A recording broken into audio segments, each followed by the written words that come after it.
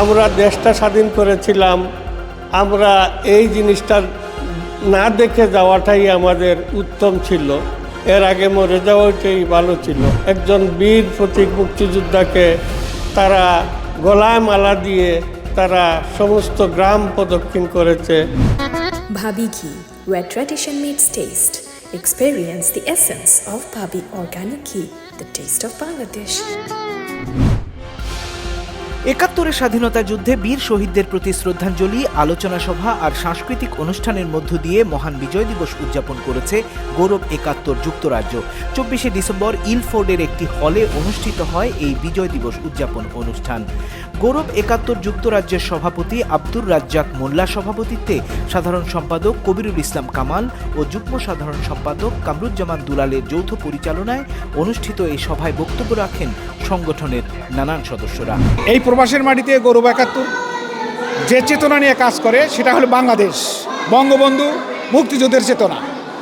যেহেতু মুক্তিযুদ্ধের চেতনা আজকে বাংলাদেশে বিপদগ্রস্ত, খাদের কিনারায়, সেই খাদ থেকে তুলে আনার জন্য গৌরব ৭১ যুক্তরাজ্যের মানুষকে একত্রিত করার জন্যই আজকের এই প্রয়াস। গৌরব ৭১ যুক্তরাজ্য আমরা স্বাধীনতার মূল মন্ত্র নিয়ে ৭১কে ধারণ করে আমরা এই সংগঠনের কার্যক্রম আমরা পরিচালনা করি।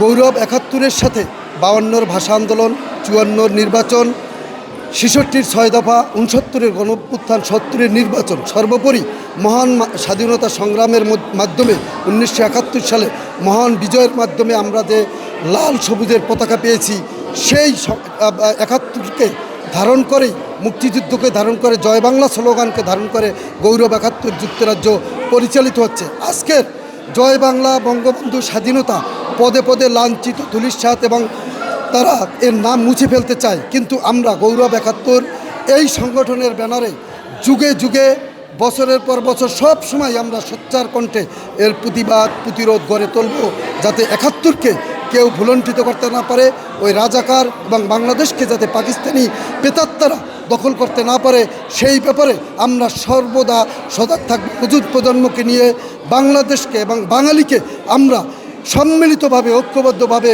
এই রাজাকারদের প্রতিহত করে আবার আমরা মুক্তিযুদ্ধের সপক্ষে শক্তিকে আমরা বাংলাদেশে ফিরিয়ে নিয়ে আসব। জয় বাংলা, জয় বঙ্গবন্ধু।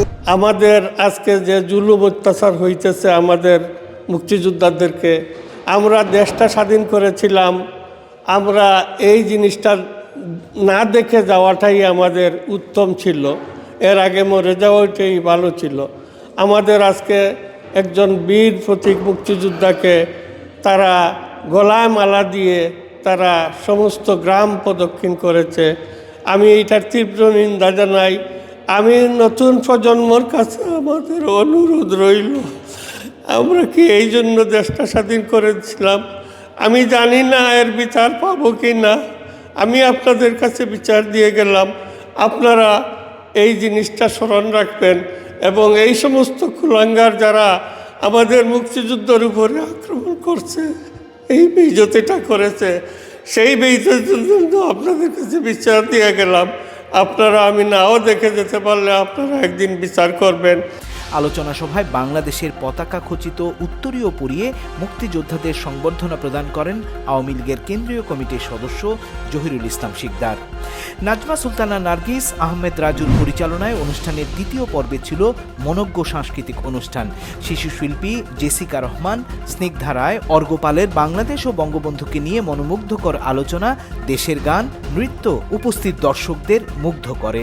অনুষ্ঠানে সঙ্গীত পরিবেশন করেন শাহনাজ সুমি, রাজিয়া রহমান, আলপনা, অসিত রায় রিঙ্কু, ফারুক সর্দার, সালাউদ্দিন আহমেদ, আতিকুর রহমান, স্নিগ্ধা ইসলাম ও Raj. Politika TV news desk.